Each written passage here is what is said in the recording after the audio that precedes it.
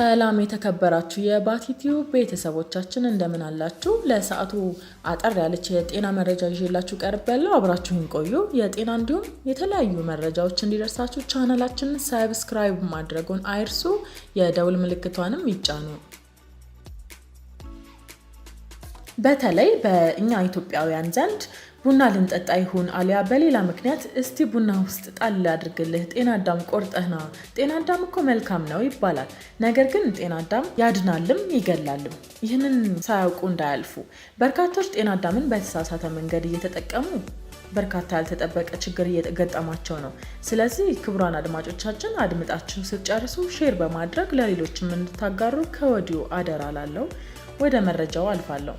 ጤና አዳም ብዙ የጤና በረከቶች እንዳሉት ሁሉ መጠኑ ሲበዛ ጽንስ እስከ ማስወረድ የሚደርስ አደገኛነት እንዳለው ያውቁ ይሆን? እንግዲያው ካላወቁ አንድ ሰው ይማርበታልና ሲጨርሱ ሼር ማድረጉን አይርሱ።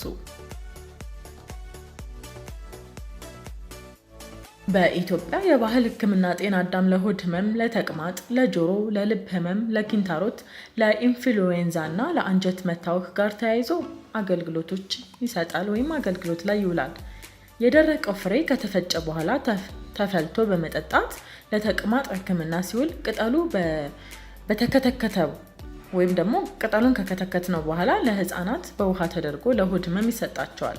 ተክሉ ባስ ሲልም ለኪንታሮት በሽታም ይወሰዳል። በሰሜን አፍሪካ በሚገኙ ሀገሮች ደግሞ ከተክሉ ይዘፈዘፍና ተዘፍዝፎ በሚገኘው ፈሳሽ ለጉንፋን፣ ለጆሮ ህመምና ለአንጀት መታወክ ይወሰዳል። የጤና አዳም ሽታ በጣም ጠንካራ በመሆኑ ሰዎች ጊንጦችንና በአካባቢያቸው ለማራቅ ይጠቀሙበታል። በአልጄሪያ ሰዎች ተክሉን ከተዘፈዘፈ በኋላ የሚገኘውን ፈሳሽ በጠብታ መልክ በአፍንጫ ይወስዳሉ፣ በተለይ ለህፃናት። ይህ ህክምና የሚሰጠው ለሚያስመልስና ትኩሳት ላለበት ህፃን ነው። በመሆኑም ጤና አዳም እንደ ቀንድ አውጣና የመሳሰሉትን ተህዋሳት የማራቅም አቅም ስላለው በጓሯችን ቢኖር ተመራጭ እንደሆነም ይነገራል። እንዲሁም ለቁንጫ መድኃኒት ነው። የጤና አዳም የተለያዩ ጥቅሞችን ያየን እንደሆነ ጤና አዳም በጡንቻ ላይ የሚያጋጥም ህመምን፣ የአይምሮ ወይም ደግሞ የጭንቅላት በጣም ከፍተኛ ውጥረትን፣ በወር አበባ ወቅት ደግሞ የሚያጋጥም ህመምን የማርገብ ሁኔታ ያለው ሲሆን መጠቀም ያለብን ግን ከእጽዋት ባለሙያን በማማከር መሆን አለበት። በሻይ መልክ በመጠቀም ለሽንት ቧንቧ፣ ለአንጀትና በአጠቃላይ ለኢንፌክሽኖችም መድኃኒት መሆን ይችላል። ጤና አዳም ለምግብ መመረዝ ፍቱን መከላከያ ተደርጎም ይወሰዳል። ከዚህ በተጨማሪ ጤና አዳም የጸረ ባክቴሪያ ባህሪ ስላለው ልንጠቀመው እንችላለን። ይህ ተክል ነርቮችንም የማረጋጋት ኃይል አለው፣ ማለትም የአረጋጊነት ባህሪ እንዳለውም ጥናቶች ያሳያሉ። በመሆኑም የእንቅልፍ ማጣት ሁኔታዎች ሲያጋጥሙ ብንጠቀመው ሊያረጋጋን ይችላል ማለት ነው። ጤና አዳም በአንዳንድ መርዛማ እንስሳት ለምሳሌ በእባብ ከተነደፍን እንደ ማርከሻ የሚሆንበት ሁኔታም ያለ ሲሆን ይህም የተነደፍነው የነርቭ ስርዓት ላይ እክል በሚፈጥር የመርዝ አይነቶች ከሆነ ነው። ጤና አዳም በአንጓ ላይ የሚያጋጥም ብግነትንም ሰከን የማድረግ ኃይል ስላለው ችግሩ ያለበት ሰው 1 ወይም 2 ብርጭቆ በሻይ መልክ አድርጎ ቢጠጣ እፎይታን ሊያገኝ እንደሚችል ይነገራል።